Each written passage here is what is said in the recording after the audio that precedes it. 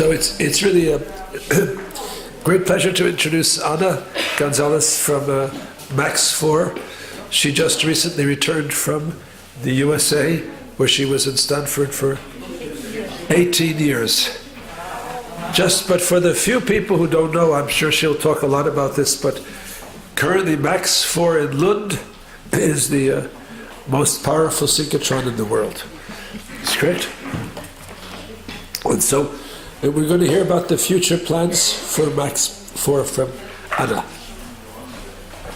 Yeah, thank you very much for the introduction. Also, thank you very much to the organizers for organizing this wonderful, very well-run meeting.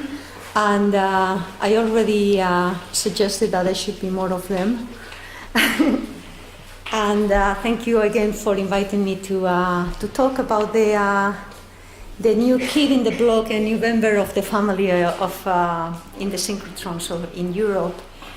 Of course, as you all mentioned, I've only been at Max 4 for a couple of months, so most of the work I'm going to talk about has to be credited to the members of the macromolecular crystallography team at Max 4. So those are the names, starting from left, going towards the right. So yeah, those are the responsibles.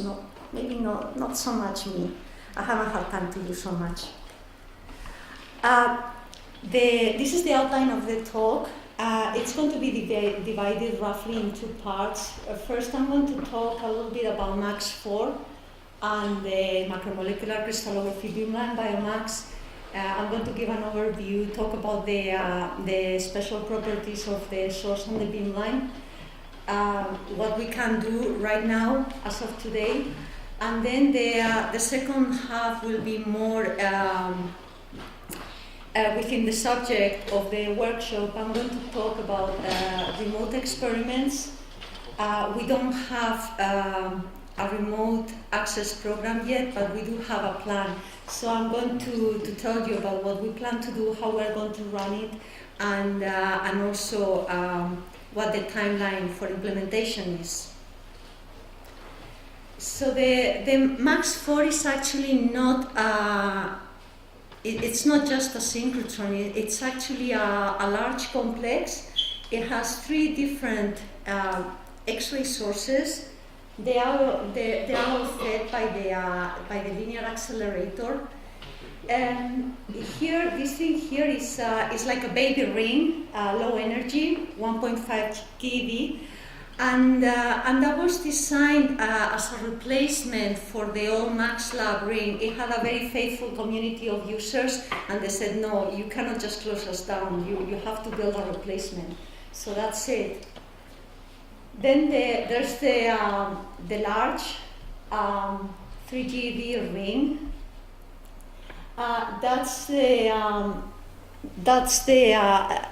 That's pretty unique right now because it's the first source in the world which is using the multi-band achromat lattice, and that's the. So what that does is to keep the electron beam circulating around the accelerator in a very confined to a very tight volume, and resulting in a very low emittance. Of course, maybe if you're not a synchrotron person, that number may not mean much to you. But what it means from the point of view of a user is that you are going to have a very high intensity beam in a very small surface and very well collimated without much divergence. And that's going to let you look at very small crystals, very large unit cells, and cases which are considered very difficult. And finally, just that we also have a short pulse facility at the end of the LINAC, and that's so the length of the pulse can change between 100 femtoseconds and 100 milliseconds. So that's designed, or that's going to be used primarily for time resolved experiments.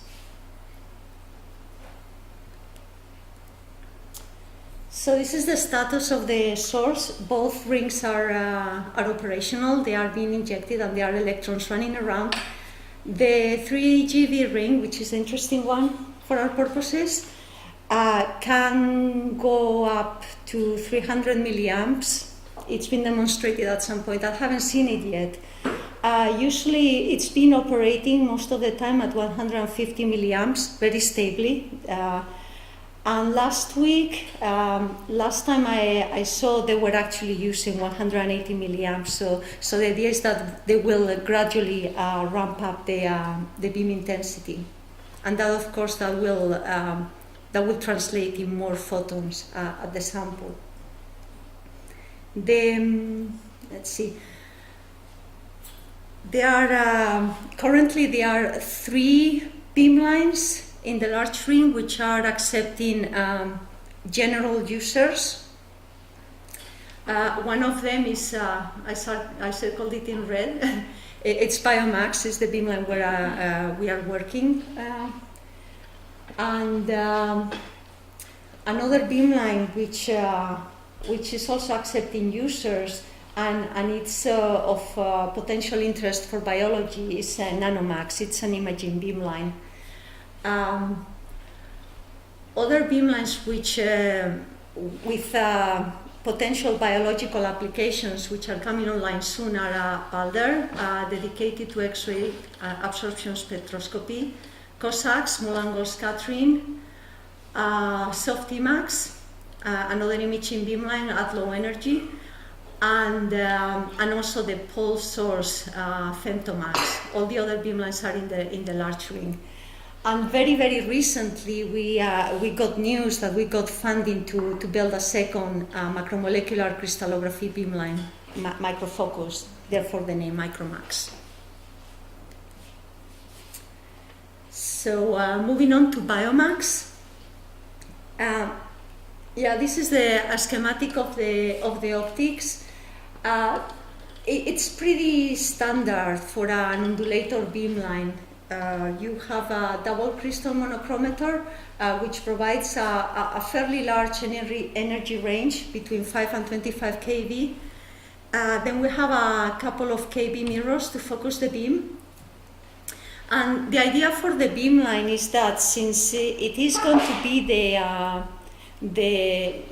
not only the first but the only macromolecular crystallography beamline for at least a couple of years, that it should be able to handle all the major techniques that protein crystallographers want to use at a synchrotron. So certainly high throughput sample screening, data collection at all temperature regimes, de novo phasing with SADA MAD, and of course because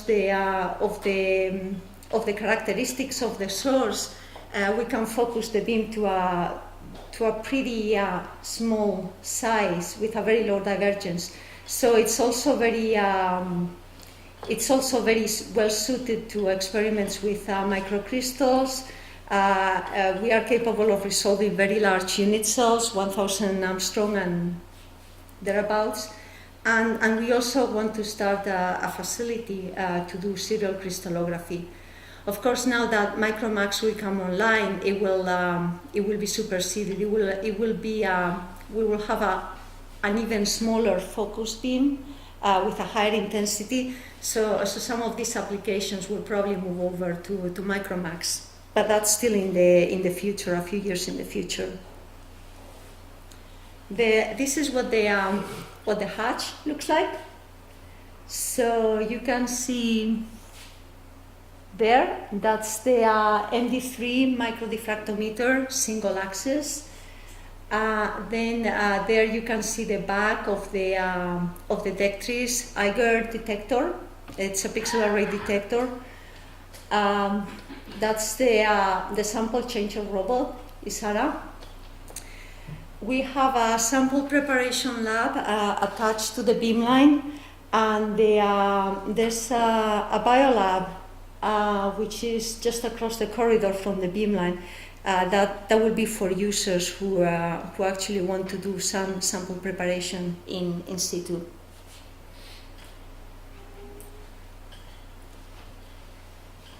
So this is the sample exchanger. Well, it's not the sample exchanger. It's the type of containers we are going to support. Right now we are commissioning the robots, so we can mount and dismount samples, but we want to do a lot of testing to make sure that we understand all the failure modes and we can keep the mounting errors to a minimum. We are concentrating mainly on the Unipacks. We have a fairly large capacity for sample mounted in Unipacks, but we also want to be able to support the spine packs, and also once people start using them, the mini spine packs. The sample transfer time is pretty standard for robots. It's about 18 seconds, so that's quite okay. We also have an instrument made by the MBL, HC Lab. I don't know if you used it. It's a humidifying device, which is very useful if you actually want to collect data at room temperature.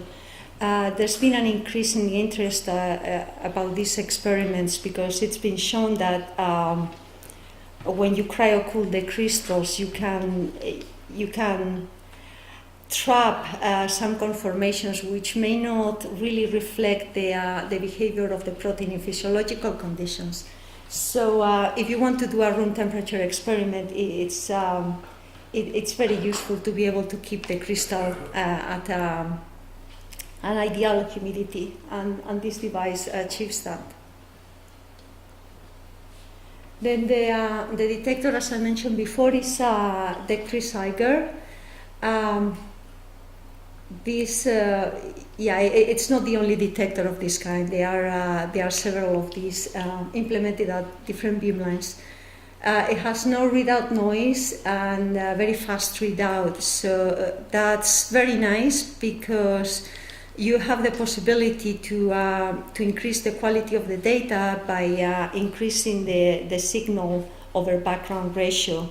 By doing thin file slicing. So that's usually the standard data collection mode when you have a detector like this at the beamline.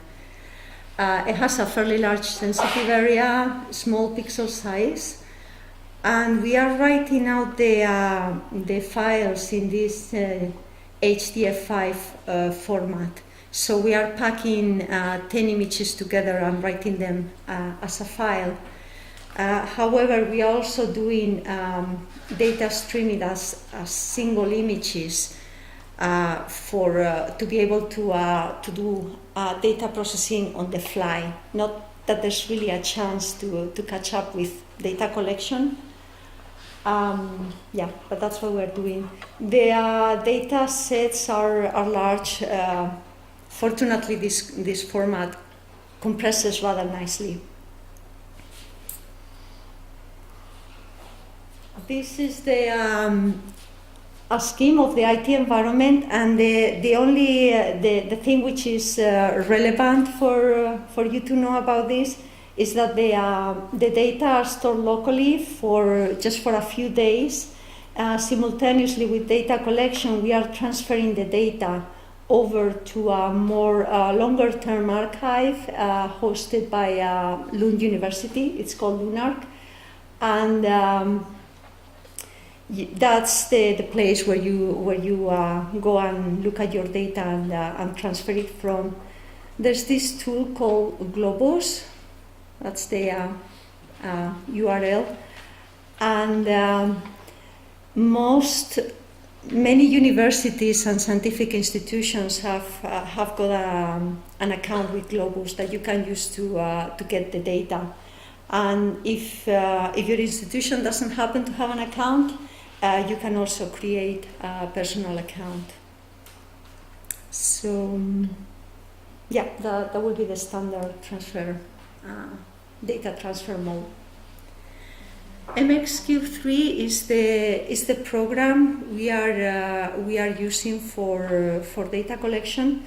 It was the decision to use this software was made a little bit with remote access in mind. I believe Stephanie and Sasha showed some slides, so you already have an idea what it looks like. But we are using it all the time. We are using it on the day-to-day operation. So hopefully by the time we are ready to offer remote access, it will be sufficiently debugged. I'm not really going to show the software in action first because we have users over there, so I cannot open a remote access session. But it also changes a lot. Basically, every couple of weeks we get a new version, and with all buttons and things move around a lot. But it's a fairly simple program to use. It's you don't need to change between the main screen and other screens very frequently, and you interact with it just by clicking on things, right-clicking typically open menus, which allows you to set up data collection in different modes.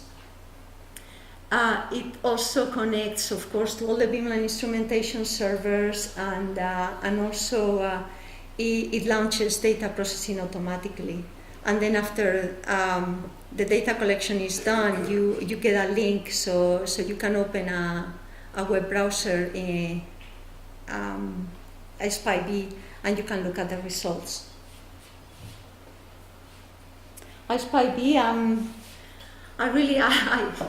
I can't say much about it that it hasn't already been said. It's been demonstrated extensively during the workshop, so I'm just going to say that we are using it basically to provide sample information, also to handle UR shipping, and to overview the data collection parameters. That's very important because it's nice to be able to keep track of what you did during data collection, because in 2 months' time you're not going to remember what wavelength you collected data and so on. And also to look, of course, at the processing results. So the Beamline, the first what we call friendly users. So the official name is commissioning users, but we think of them as users who are going to be helpful to us. They are going to come to the Beamline with not terribly high expectations, but with a nice system to test, and they are going to tell us honestly but gently what they think about the Beamline, and not give us hell if things don't work. And they managed to collect a nice data set, and I guess as a Beamline scientist with a new Beamline, if you see something like that, a very clear density for the cofactor, then you feel an immense wave of relief washing over you. So I wasn't there, but I'm sure that's what they felt. And even better, there's already a PDB entry for Max 4. We checked 1 month ago, so I don't know if there are more, but at least that's proof that the Beamline works. So right now, as of December of last year, we are, as I said, we are accepting general users that apply for Beamtime. But we are still commissioning the Beamline too. So what we do is we have 1 week dedicated to playing with the Beamline, installing new software, installing new tools, commissioning instrumentation, and another week we give to users for data collection. So right now, if you go to the Beamline today, we still have only a manual sample, again because we don't trust the robot enough to give it to general users. The typical experimental conditions are these. We are using very short exposure times in combination with thin file slicing. 0.1 is pretty much the standard oscillation that most people use. You could go to even thinner file slicing, but then you end up with lots and lots of images, and the time it takes to process the data also increases accordingly. Omega range, again, with these detectors, the readout is so fast, you pay no penalty for collecting a very high multiplicity data. So again, most people do either 180 at least or even 360. And that's the total time for the data collection. So as you can see, it's pretty fast. For the data collection, you can actually collect characterization images, typically separated by 90 degrees. So you can look at the crystal at least in two different directions. Right now we are not doing the strategy yet, and it's for a very silly reason. We don't have the flux of the beamline calibrated, so we cannot run the EDNA pipeline. But that will change very, very soon, I hope. We are using the focus beam. We want to allow the focusing of the beam by the users. So if you have a large crystal, you can actually try to match the crystal size with the beam, which is, it's been said already, that's the optimal way to collect data. But you can choose between different aperture sizes, which is useful if you have really tiny crystals. And also if your crystal is larger than the beam, you can do a helical data collection to minimize the radiation damage on the sample.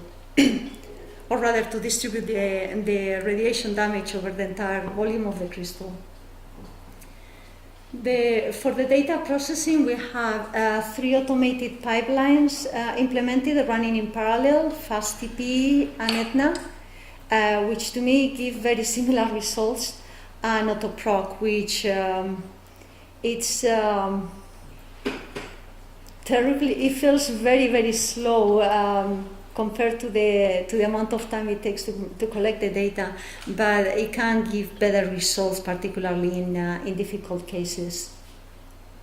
And right now, again, we don't have any phasing pipelines, but again, that's something that will change hopefully in the very near future. If you do want to go ahead and try phasing during your experiment, you better have more than 2 people, by the way, if you want to do that, because it gets very busy with the fast data collection. But we have all major software packages, Phoenix, CCP4, AutoProc, and we are very willing to help you process the data and phase, if that's what you want to do. So far we had, up to July, there were 36 proposals with beam time. And it's probably around 1,000 data sets which have been collected by now. So I'm hoping that at least a fraction of those are usable and resulting in publications. So what we want to do, as you can see, we still have a lot to do. A very high priority is to get the robot working, and that, the manual sample mounting takes just a few minutes. Just searching the hatch takes a long time, so it will be this is high priority.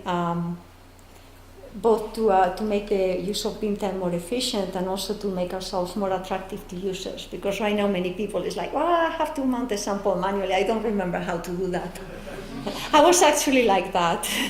I think I hadn't, until I arrived to Max 4, I hadn't mounted a sample by hand like in 10 years or something. So it was very scary at the beginning. I was supposed to show the users how to do it. And we also want to add new, what we call standard functionalities. It's the kind of things that make the experiment user-friendly, and probably everybody takes for granted nowadays because they're implemented everywhere, like automated changes of energy and changes of beam size, raster scans, sample auto-centering. And we also need to implement a detector so that we can do fluorescence scans to select the optimal energies for MAD and SAT data collection. We are also, as I mentioned before, we really want to start a serial crystallography facility because it's something that really makes use and exploits the special characteristics of the source and the synchrotron. And that's actually something. The first test with an LCP sample injector was done on Monday. So that's another thing we're working on. And of course, high up there in the list of priorities is also remote operations. And with that, I go into the second part of the talk, and I realize it's awfully late in the workshop to be making these points. So hopefully everybody's got it by now. But yeah, I couldn't resist listing the benefits of remote access, and just to emphasize that because the data collection is so fast, the shift length at synchrotron sources becomes smaller and smaller. So right now at Biomax, most users get 6 hours. Some users actually want even less than that, and the minimum we are ready to go is 4 hours. But of course, what that means is that even users located in Sweden, elsewhere in Sweden and Northern Europe, spend more time traveling to and fro the synchrotron than they are actually collecting data. So in terms of cost and convenience, yeah, remote operations make life a lot easier for many people. It also, of course, it gives you the possibility to use more flexible scheduling of beam time. So yeah, if the machine goes down, you don't have a plane to catch, so everybody's relaxed and go for a coffee while you wait for beam time, and you're not going to totally lose your beam time. There's the potential, of course, collaborating between groups in different places. And I think as it's been demonstrated by this workshop, there's also a huge potential for education, not just for synchrotron users, but also as a tool to teach crystallography in general.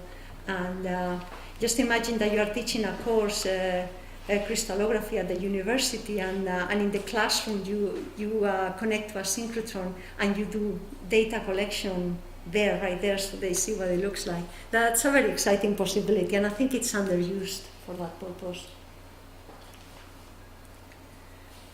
So the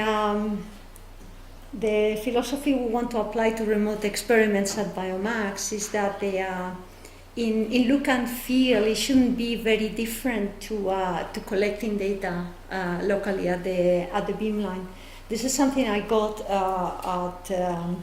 from SSRL, where we had 95% of the experiments were remote, and I thought it was very important, and it makes the remote access program a lot more attractive to the users because they know what they are going to find and what to expect. We also want to be able to enable multiple connections. Not only, of course, that's almost obvious. It's nice that people in the group doing the experiment don't have to be in the same place, but they can be either at home, different places. But it's also important because at some point staff may need to take over if there's a problem, and it's nice to be able to give it back to the users without too much hassle. Or having to disconnect and log in again and whatnot. And of course, we have to let the users do remotely most of the tasks associated with standard experiments. Oscillation data collection, at cryotemperatures, phasing experiments, and so on. So So that's what we want to support. This is the list of things that we are actually not planning to support, at least at the start of full remote operation. That can evolve and change a little bit with time. But of course, experiments which require manual intervention, such as room temperature mounting or serial crystallography, you really have to go there. Also, if you want to bring any hazardous samples that require a special handling protocol, we also want you to be there and be able to handle them. Of course, samples on pins not meeting specifications or in containers which we are not supporting. I should mention, I don't think I said it at the beginning, we are only going to use unipacks because it just takes too much time to get the robot ready for all the different containers. And if you want to plug in your disk and copy your data, if you don't trust the network transfer, forget about it. You also have to be there. And also, and this is something that may change. We also want to schedule remote experiments when staff are going to be around, because if something unexpected goes wrong, we want to be there to fix it as soon as possible.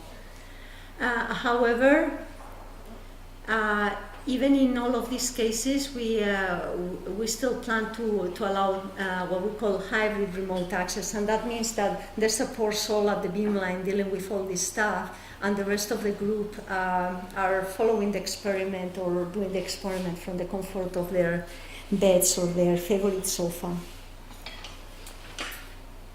So this is what they are. This is a list of things which of experimental steps, and I've highlighted in red particular steps where local and remote experiments may differ.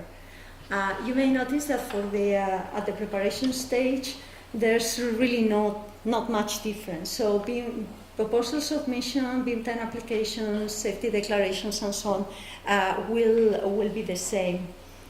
I should mention that we are using an interface for all this administrative stuff called Duo. I don't know if you are familiar with it. If you've been collecting at the Swiss Light source, you may have used it before.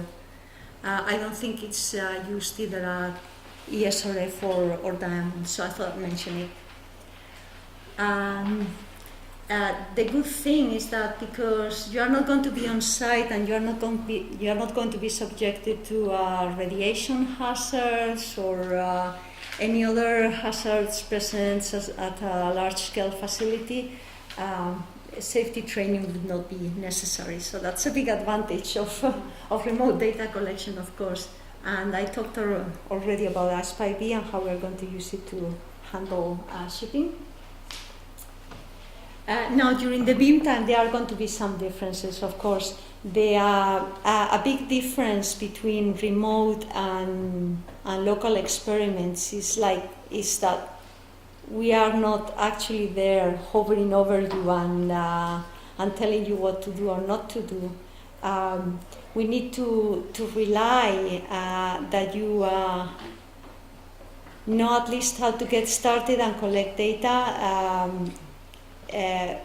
so that you are not calling us every 5 minutes, how do you do this, how do you do that, how do you do the other thing?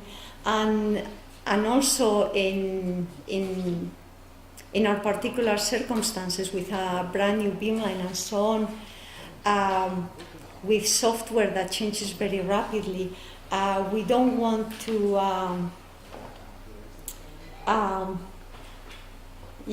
sometimes it's like there's something that is not working very well, and if you're local, we can shout at you, do not press that button, don't even look at it.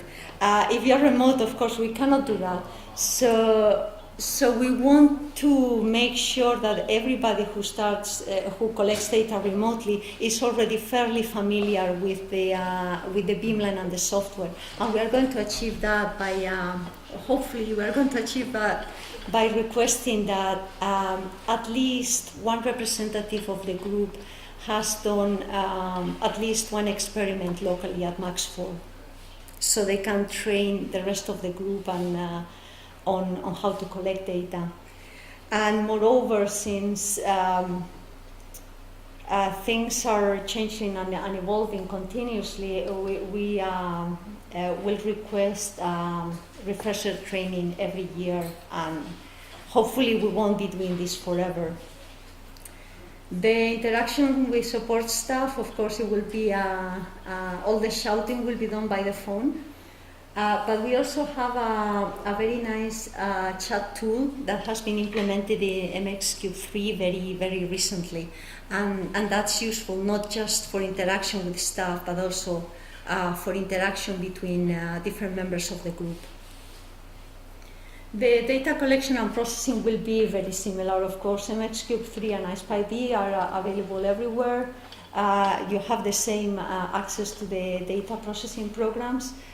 What we want to implement too, and we realized this very recently when we were testing remote access with the tools we have, that we need more video monitoring of what's going on at the beamline.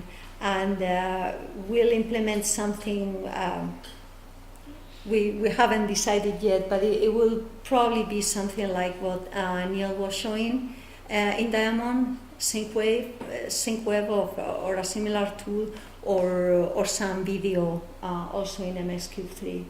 We'll see.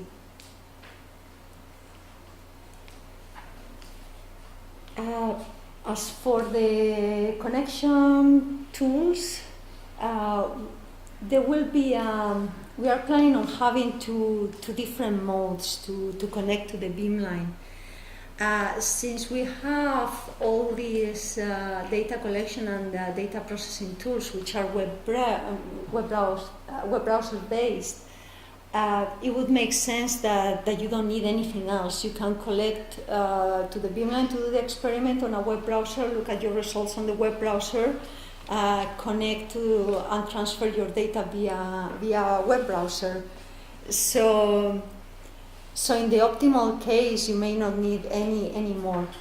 Of course, there may be problems with data connectivity, bandwidth issues. So we also, or people who need to make more extensive use of tools which are only available locally at the Max 4 computers.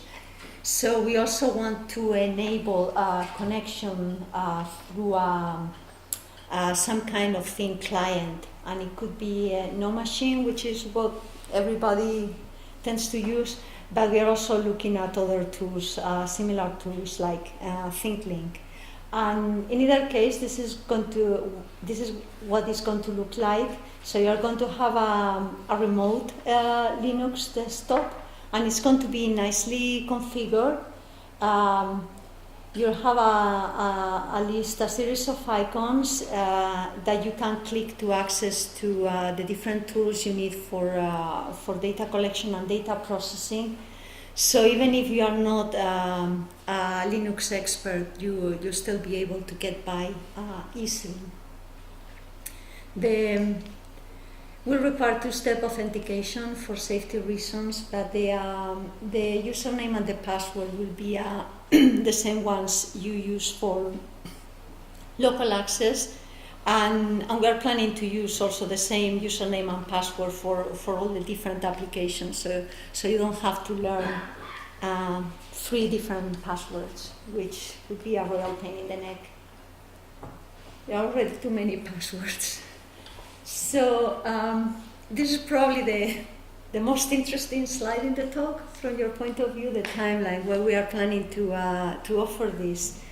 So yeah, as you have seen, we still have a lot to do this year. We really want to complete commissioning of the sample changer, and this is our our red line. So we want to get to an error rate less than 0.5%, which sounds very small, but it's actually, when you look at the performance of robots nowadays, most of them actually achieve this. So we are hoping we'll get there before the end of the year. We also want to continue testing and continue improving the remote access features in the data beamline control software, and that's also we are collaborating with the SRF on that. So hopefully that will help us progress a little bit faster too. The next step is, of course, to configure and enable the remote desktop server. Right now, there are tools to connect remotely, but they are not exactly user-friendly, so we want to improve that too. So we are hoping to be able to offer hybrid remote access. Remember, one person at the beamline, the rest of the team outside, and even full remote access before the end of the year. In commissioning mode, which, remember, is code for friendly users. In 2019, we want to have all the administration tools and documentation for remote access ready. That shouldn't be very hard. I think from the point of view of applying for beam time, all that will be different is that you may have an extra button saying remote access or something like that. So that should be ready on time, and then once that is in place, then we can open remote experiments to general users, maybe starting only with daytime shifts. And then beyond, I guess, of course, the further away you go in time, the harder it is to predict what the future brings, but we think we'll be able to do back-to-back scheduling of remote experiments, relax the training requirements, and hopefully we are being the guinea pig for other Max 4 beamlines who also want to implement remote access. So and surely once Micromax is online, you should be able to collect data remotely there already from the first day of operations. And I realized, I was informed before starting my talk that I was the only thing standing between you and a very long, very important festive weekend. So I'm going to stop here and let you go and enjoy the wine and the snacks and whatever. Thank you.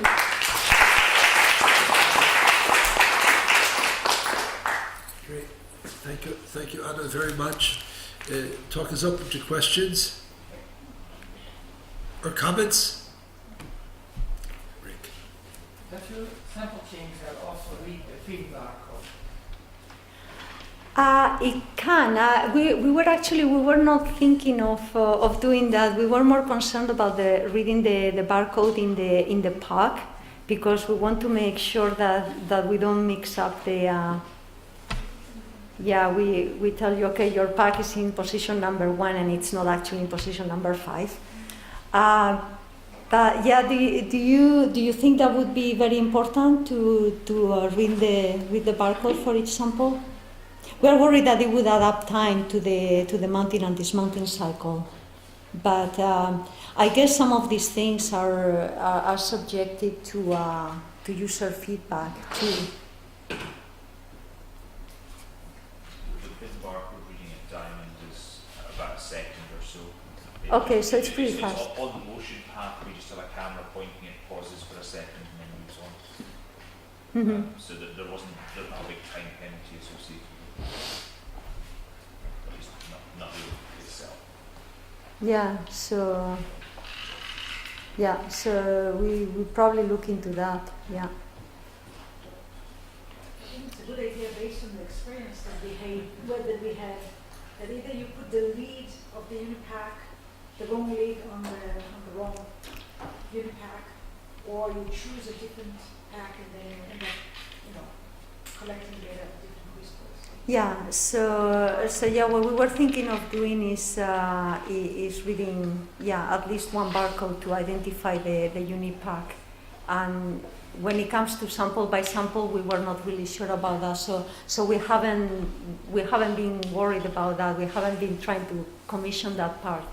But again, as I said, it's if people think that this is really that this is important and it's useful, then we'll probably do it. Yeah.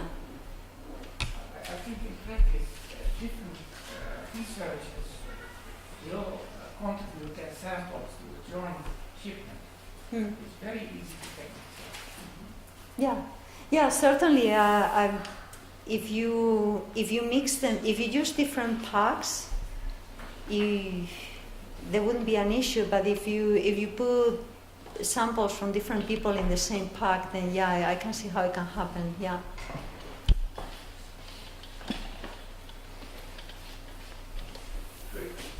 So, I think Anna's talk has been really very important. We all take for granted what we were doing here, remote data collection, and suddenly realized that it's not so easy to get it to work. And we can see what was involved in the other synchrotrons and what Max 4 is doing now. I also think a summary of why it's valuable kind of summarizes a lot of what we said at the very beginning, but she, I think, gave a much better exclamation point on all this. If you look back of where we started on Monday morning and where we are now, I think it's quite amazing. The number of data sets that were collected is extraordinary, the number of structures that were solved. But I think most importantly, I think, is what we all learned here about how to collect data. Lots is automated, but it's automated if you know how to run the automation. And there's so many options of what you can do to make it really work well. And I think this is what we've learned here. It's not just the remote, but how to collect data better. So now what we want to do is, first off, Rick, please come up with everything's okay. This was an idea that Rick and I had for this meeting from the very beginning. Rick, I think, conducted the very first remote X-ray data collection course. It was about a year ago in Ulu, and based on that we thought about trying to repeat it here on a slightly larger scale in terms of the number of people.